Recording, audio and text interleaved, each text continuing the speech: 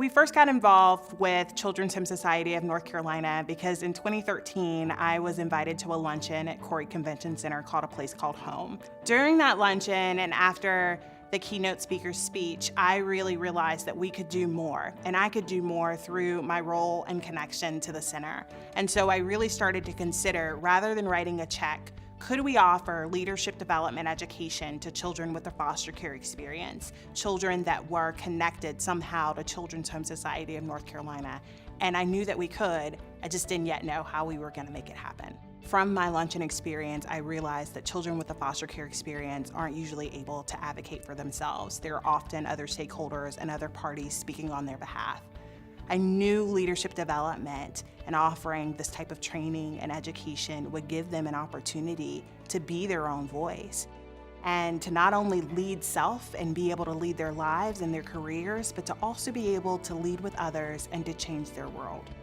This seemed like a fantastic partnership. And so at the Children's Home Society of North Carolina, we're always looking for opportunities to collaborate.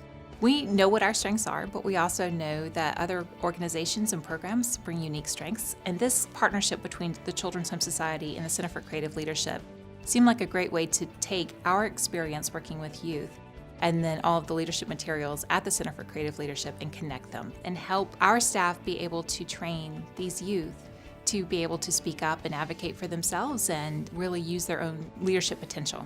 Having young people see that you can be a leader now, it's not for when you're a grown-up, it's now.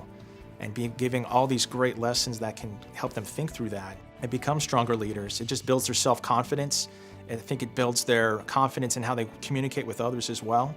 That they see that my goals now, I can get to those goals because I've really thought through what I want to do and then the steps on how I get there. I think the CCL training is just tremendous in helping them with that. When we come to doing activities in leadership, it's like helping me not to get upset with everybody when they do something wrong, is to encourage them. At an early age, it helps us how to learn how to manage our life and things in it, so that when we grow up, we can be like good people and know how to manage things.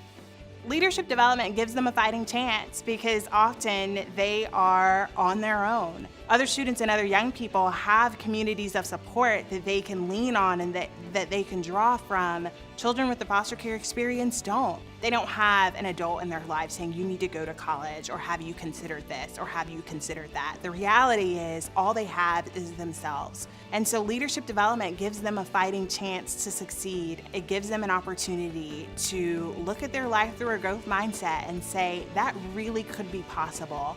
If we take the time to invest in leadership development education for children with the foster care experience now, I believe that it would cost us so much less than if we didn't, if we did nothing, if we waited. Children with the foster care experience have a higher rate and chance of becoming products within the system, whether it be prison or pregnancy or welfare.